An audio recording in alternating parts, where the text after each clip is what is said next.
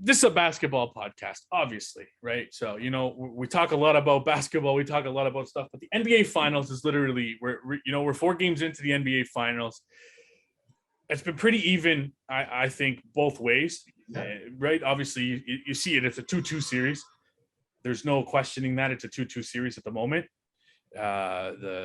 It's been, I think, I don't know about you, but in my opinion, I think it's been 4 really good games, like really good, exciting games. It's not been games where it's like, okay, well, you know what, like, the Suns are going to dismantle them, or the Bucks are going to dismantle them. It's been close games, even games, good defensive games. So I don't know what's your take on the game so far through the first 4 games. I love it. I first of all, both teams have held serve at home, so now everything's sort of up for grabs, right? It's been a home series. I said this series is going 7, and it's trending that way. But I mean, other than Booker's game 3, I think it was, when he was 3 or 14 or whatever it was. Yeah, he had a bad game. Right. The play has been pretty elite, as far as the players that need to step up at certain times. It's been a great series to watch, which shows you that you don't need big markets to be entertained, right? And I think that's the one thing that I'm taking away from this series so far, is that Milwaukee, not exactly your mecca, and Phoenix, with all due respect, I know you're a big Suns fan, is not exactly a market that people gravitate to. But you have a lot of young guys, a lot of veteran, mixed with some veterans in there, and the play has been pretty even. I've been entertained, on all 4 games. Like, there's something always happened. There's some drama. There's been some questionable calls. There has been some clutch, 3-pointers. There's been some great defensive plays. You saw the block by the Freak the other day. That was insane on your boy Ayton. Yeah. But again, it's been an even series, and as a fan, whether you're a casual fan or you're a follow, it's from game 1 to 82 plus the playoffs. It's been awesome to watch. There hasn't been a game where I've gone and like, I don't care what happens. I've been, in tune with this, so I'm loving it. And we'll get down to the nitty gritty in a second. But to answer your question, it's been fantastic to watch.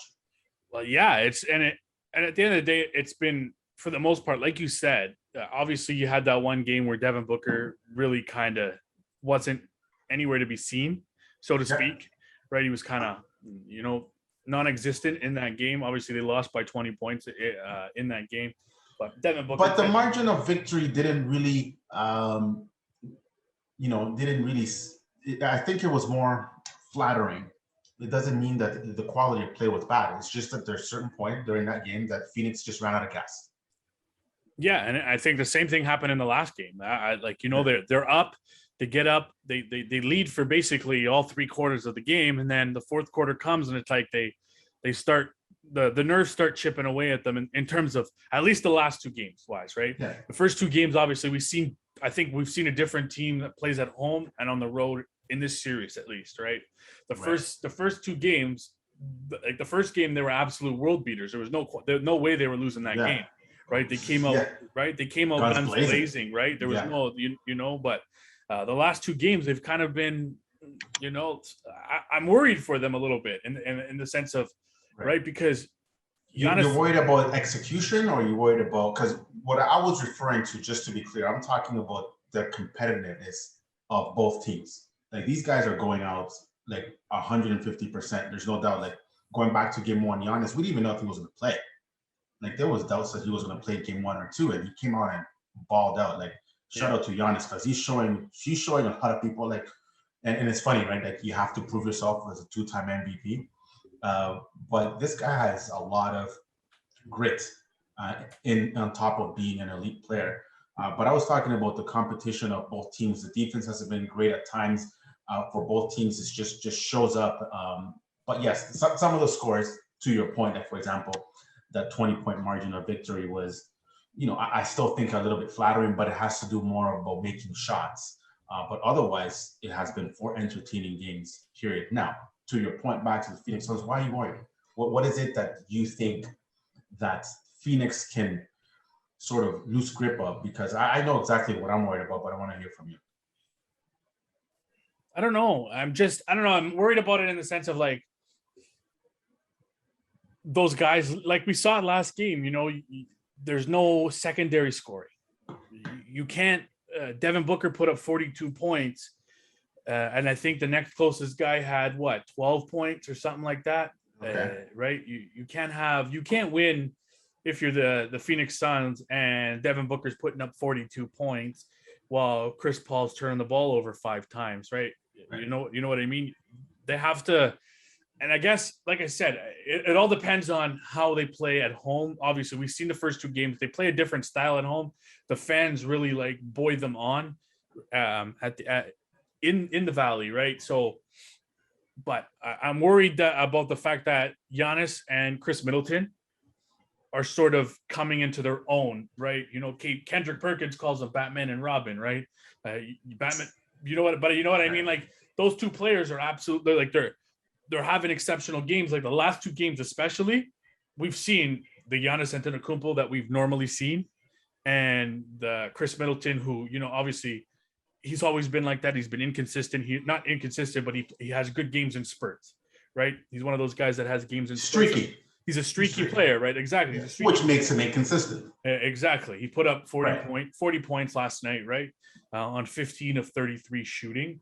So he shot the ball a lot, but he was clutch in the moments, especially in the fourth quarter, right? And for all the knock we give on the guy, right? For a lot of people give on the guy because he's inconsistent, because he's streaky, because of all that. In this playoffs, I have to say, Chris Middleton has stepped up. This is the best I've seen Chris Middleton play in a stretch of games in the playoffs since we've seen the Milwaukee Bucks be a relevant team in the playoffs. Because to your point, the knock always on Milwaukee was, we know what Giannis is, but what is Chris Middleton going to bring, right? Yeah. Because and a lot of people are talking about the Giannis wall, which was basically generated by our boy, Nicholas Nurse, right? And once they put up that wall, the other guys needed to step up. And Chris Middleton, that's where he failed the Milwaukee Bucks, and that's especially in that series in 2019, where he wasn't being, I guess, is it Robin, right? The Robin to Giannis's being, I guess, Batman, I guess, as Perkins says.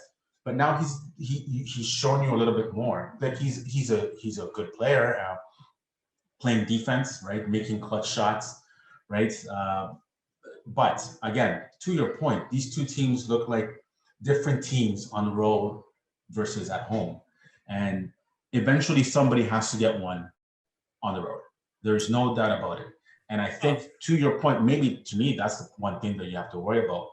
If Milwaukee goes into the Valley and they get one, how does Phoenix respond to get back to the Valley, right? Because you get to a 7th game, it's all bets are off. It doesn't matter what you did for the first 6. It doesn't matter, right? It's all bets are off. It's one win and go home. And that's it. So what I have noticed, though, and I don't know if you noticed this as well, staying with the Milwaukee Bucks, is Mike Budenholzer is playing the shit out of his starters, which is really different than what he's done in the past, right? He was criticized for resting Giannis for this much time. And I think Middleton played 43 minutes the other day. So did Giannis. And I forget who the other, Holiday played the same amount of minutes. So he played him a lot. And that's what you need. You need your stars to play and be clutch. Now, I don't know if that catches up to them as the series goes along, right? But even Budenholzer has made adjustments. So it's your Suns are up. Let's see how they adjust and back in the Valley. Well, exactly. I mean, so what are you worried about in terms of the Phoenix Suns? Because you mentioned that you had some worry, but what were you worried about? Well, I'm worried about 2 things. I mentioned one was, can you actually win a game on the road if you need to? Number 1, and number 2, Chris Paul. I'm a little concerned about your boy. What do you call him? The point guard. Point guard, yeah. The point guard. The turnovers are concerning. He looks shaky. I know we all know what Chris Paul is. The first 3 games, he was really consistent, right? He was efficient. But the turnovers are starting to catch up. He's had, 15 turnovers in the last 2.5 games or whatever the heck it is. I'm not too sure. Check on the stats on that. Yeah. You can't have that from your quarterback, for your point guard, turning the ball over, right? You got to protect that rock. I hope that last game was an anomaly and not the norm going forward. I just feel like he was a little bit out of control. And my concern is is that going to carry over? Or was that basically the worst that we're going to see from Chris Paul? And from now on, it's lockdown city and it's go time. That's my concern, because we know what Booker can do for you, right? And by the way, my favorite player has become Jackson, my guy from North Carolina, right? But you know, it's about your point guard, and that's where it starts, right? So if he has a bad game, then it affects basically the rest of the team, because to your point, Booker can't carry that team by himself for 7 games. No, and can he? Yes, but should he? No. Well, exactly, and that's the thing. And then you look at, obviously, what's his name has benefited the most from having Chris Paul there, right? DeAndre Ayton, right? Correct. The pick and roll, they dominated those first 2 games, right? With the switches on to Milwaukee, and then you saw in this so far in the last 2 games, they've kind of gotten away from that, and they've allowed Milwaukee to kind of dictate the defense and how they do it. They jump the screen, they go over the screen, right? They don't allow you to switch as easy, right? They were getting a lot of easy switches, especially in the first game we saw, right? I mentioned it to you, Brook Lopez out there just literally putting a hand up, just standing there. Your favorite player on earth, right? Just standing there with a hand up, not doing anything. Okay, well, you can't. That's not how you're going to defend against Chris Paul. Sorry, you're not going to do that, right? So, and you saw the last 2 games, DeAndre Ayton hasn't had the impact that he's had the first 2 games, because he's not being involved in the pick and roll as much. He's not getting those passes because Chris Paul's turning the ball over so much, right? You can't turn the ball over 6 games in game 2, 5 in game 4, and 3 or 4 in game 3, right? So you've already turned the ball over more than enough, right? The first game he turned the ball over twice. He put up 31 points on 12 of 18 shooting, right? So he has to become, like you said, more efficient. He has to be more efficient. He has to be able to get his guys involved. And I think the Suns have to get back to that pick and roll. They have to start attacking those weaker defenders in terms of the slower defenders like Brook Lopez, like PJ Tucker.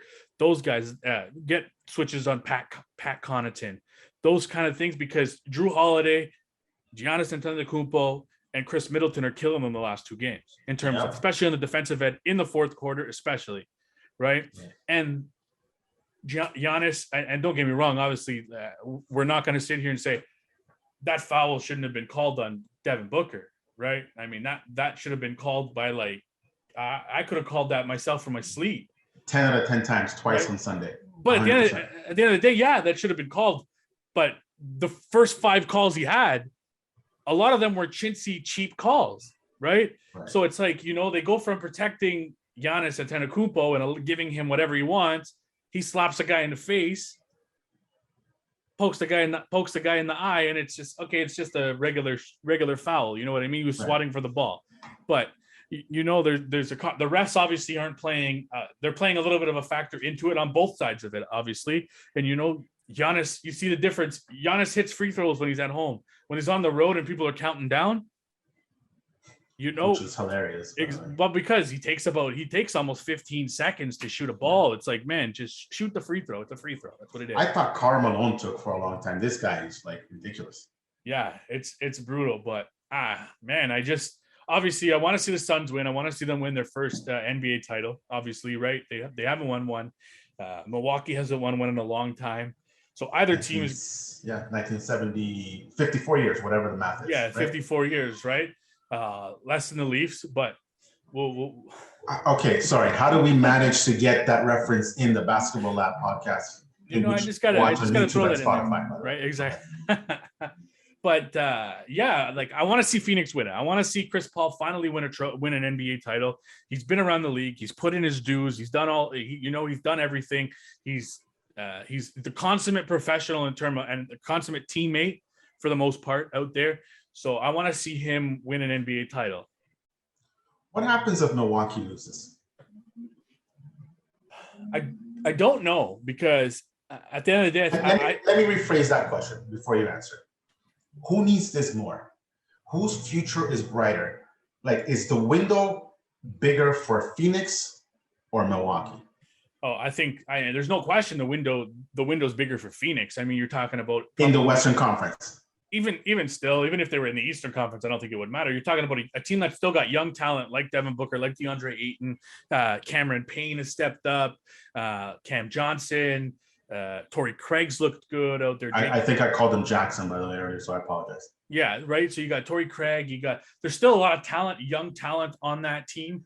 So I think their window is a little bit more wide open in terms of competitiveness. I think if you're looking at the Milwaukee Bucks, obviously they're on the older side. Obviously they're not like over the hill or anything, but they're on the older side. Jrue Holiday's getting up there in age.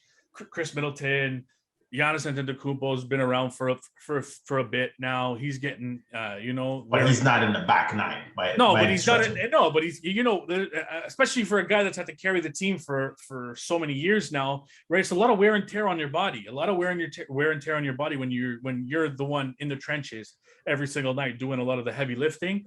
But prior to this, obviously now he's getting some more support, right? But I don't know where they go from here. I just don't know where they go from here if they lose. I think I said it prior to this earlier on in the season. I think it was championship or bust, or finals or bust for them at least.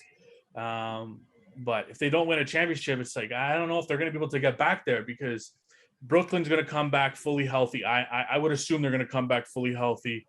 Obviously we got to see what other teams do in the offseason at the draft, right? You got the Knicks, you've got the Celtics, right? You got the Philadelphia 76ers, who we don't know what they're doing with Ben Simmons. We don't know what they're doing, right? We don't know what they're doing at all.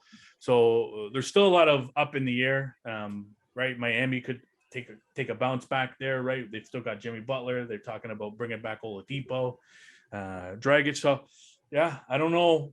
I don't know how long their window is or how big their window is. I don't know. What's your take on that?